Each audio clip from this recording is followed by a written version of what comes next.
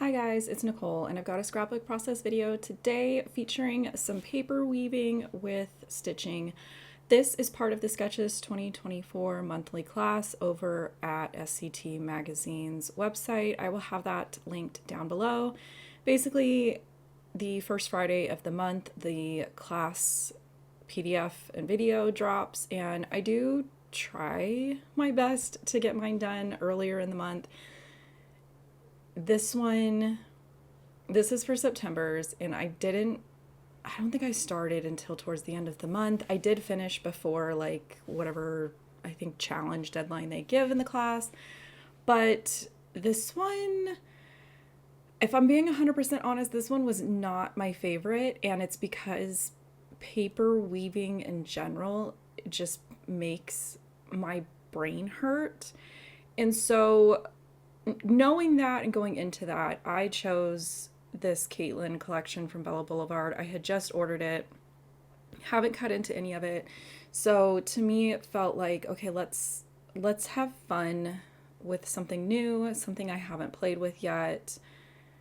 Everything is, kind of brand new. It's like, let's play with this and see where it goes. I did leave a lot of this in because I was just not sure what I was going to do.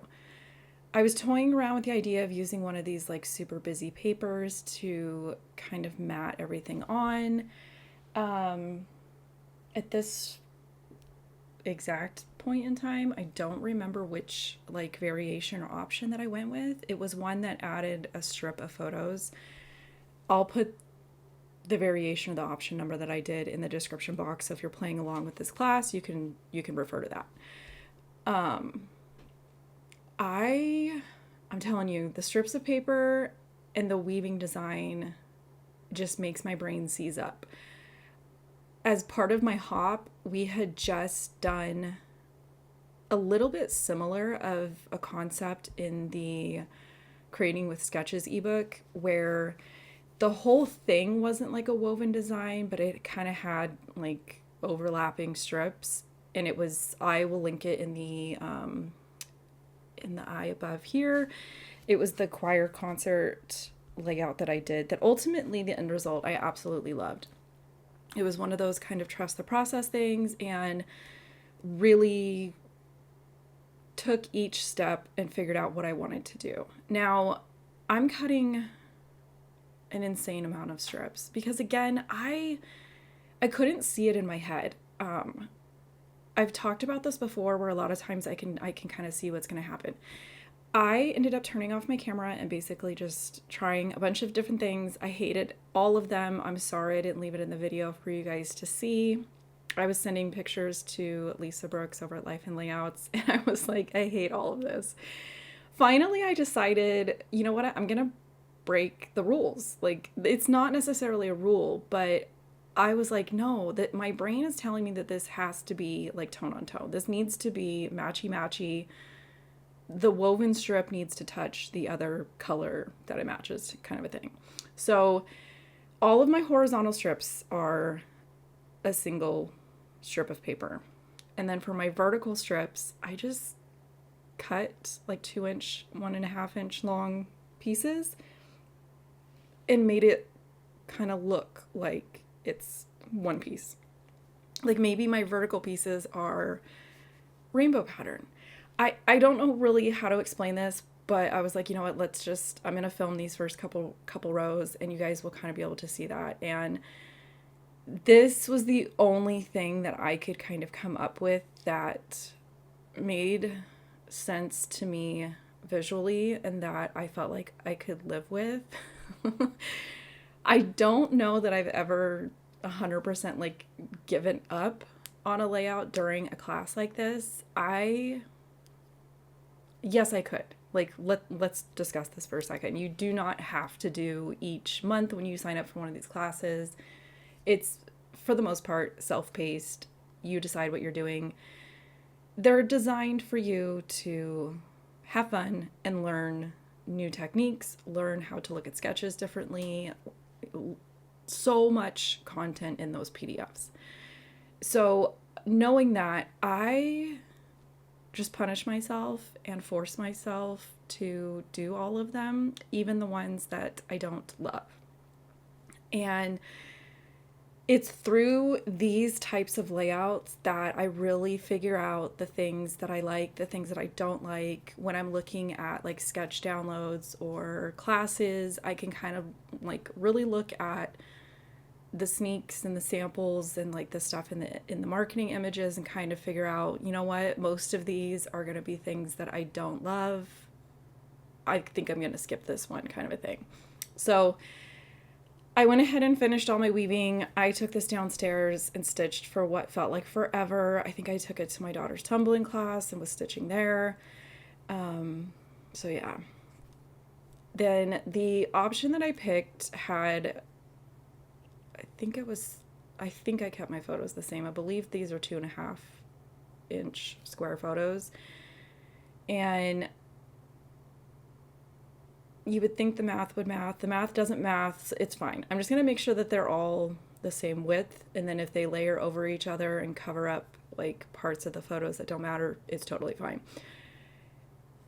It's these moments that I tell myself it 100% would have been better to do the 4 little photos as a collage in Photoshop and print them out as one piece and measured correctly. But I don't think about things like that in the moment. In the moment, I'm usually just like, go, go, go, go, go. And especially in this, I was just like thrilled to be done with the weaving part. And when I got done with the weaving part, I was like, you know what? It's not that bad. But I think the reason that I personally don't think it's that bad, starting from a sketch I didn't like, is because I kind of broke the rules and like changed up how the paper, like I said, I needed it to look like this, and I couldn't figure out how to do that without cutting the paper. So I did go back as soon as I was done with my layout and look at the gallery, and there was a couple in there that I was like, man, I wish I had thought to do something like that. Like, to me, that looks like, I like the way that looks, like my brain clicks with that. I think overall, I just know I don't love a paper weaving type of look. I think the other plan I had was I was like, oh, I can just find like some brown or some wood grain and make it look like it, like weave it together and make it look like the side of an Easter basket, and then just pull out like some Easter stuff. Turns out I don't have any Easter stuff. I think I have a little bit of PTSD from the Creating with Collections that I did with an Easter line. I'll link it up here. So yeah, I guess this spring I need to look for some Easter stuff to at least to have on hand. I thought that was kind of funny when I was like, you know what, let's just go simple. We'll make it look like a basket. We'll get some Easter stuff. It'll be great. Nope, didn't work. Brought me back to here. So I pulled out the Caitlin collection from Bella Boulevard. When I got this, I did go ahead and open up the 2 die cut packs. I just put a little bit of ATG adhesive on the back of them and just cover some cheap white cardstock. And I would rather flip through 6 sheets of cardstock than 2 packs of super full embellishments. That's kind of a recipe for disaster for me. I will lose stuff. Things will get everywhere. This Caitlin collection and the boy line, the Carson collection, both have those like multicolored alphabets, which I'm not a big fan of.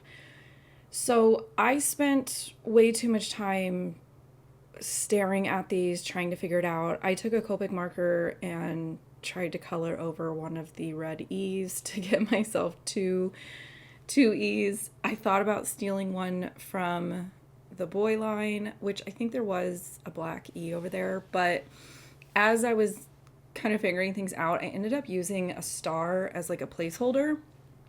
And I ended up liking it, even though it's not, like, I think typically when you see a letter being replaced in this instance, it's more of like a round letter, like an O or an A, something like that. In this instance, it worked for me. I did spend a lot of time, I put some foam adhesive behind my letters. Normally I don't do that, but in this instance, it's going over layered woven paper that is also stitched. And even if I put liquid glue, like, those letters were going to end up being bumpy, a mess. They probably weren't going to stick. So I just decided, you know what, I'm going to use foam adhesive. For some reason, that foam adhesive really sticks to everything, even the thread from the stitching and stuff. So it takes a little bit of time to sit there and cut those tiny pieces. It's finicky, but I don't mind stuff like that, especially when it's something that I don't do every layout. So a lot of these bigger pieces, I was kind of glad to find a use for, because the nice thing about opening all those die cut packs and putting them on sheets of cardstock is you're getting an overall sense of everything that's in there, and it's not a marketing photo. It's not the picture on the back of the embellishment pack. Like, you're seeing it, you're seeing the actual sizes of it and what all is in there. And I remember looking at these, like the set of pajamas and stuff, and thinking, and the Stanley Cup, and I was like, I don't know when I would have a use for this. And so when I was trying to find photos to pair with this class sketch, I was like, you know what? I think I might have some sleepover photos, and then we can kind of use some of these really big pieces to layer around the photo.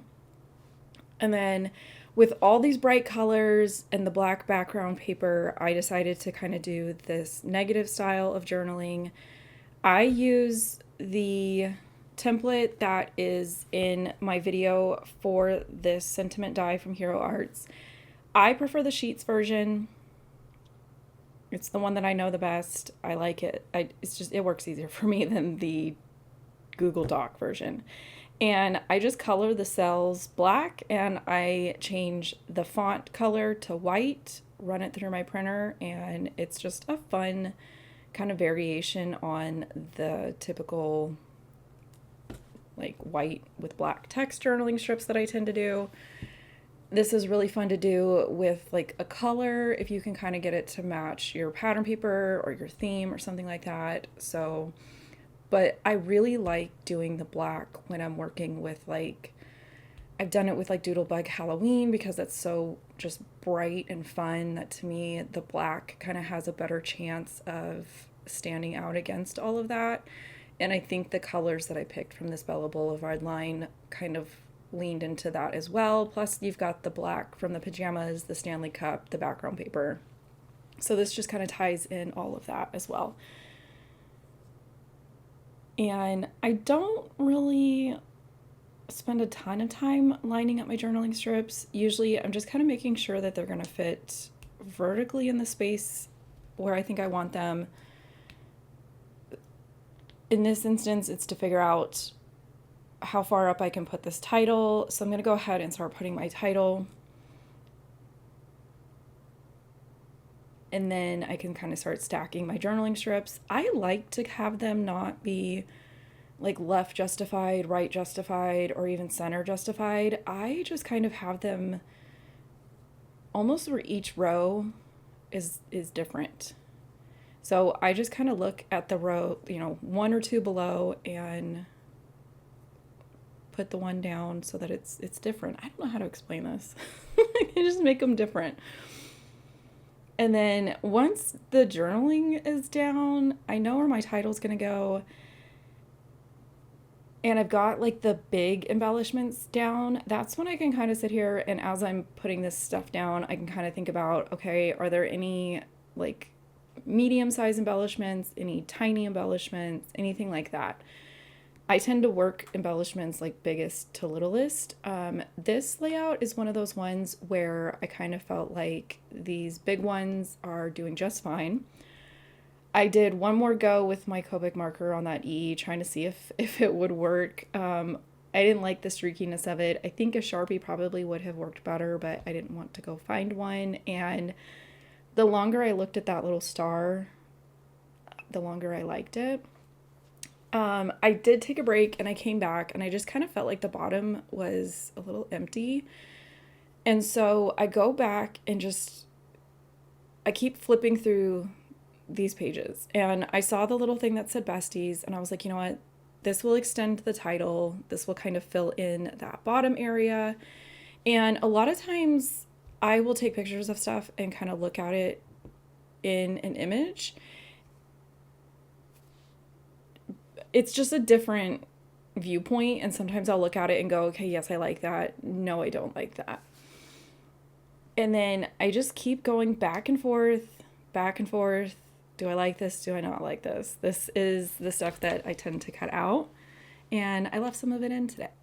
So I ended up not adding anything else to the layout, and you've got the completed page here and some detail shots as well. As always, if you made it to the end of this video, I appreciate that you stay around till the end and you watch the whole video. If you're new here, I'd love for you to subscribe, and if you have any questions, go ahead and leave them down in the comments.